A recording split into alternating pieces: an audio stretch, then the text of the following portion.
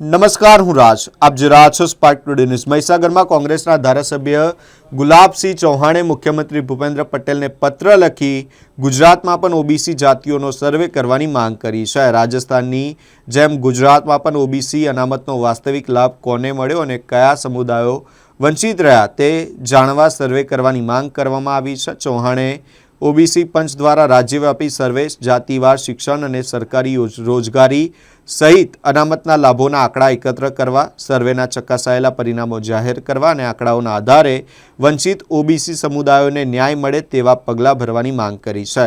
ગુલાબસિંહે જણાવ્યું કે ઓબીસી હકનો સાચો નિર્ણય આંકડાના આધારે લઈ શકાય છે.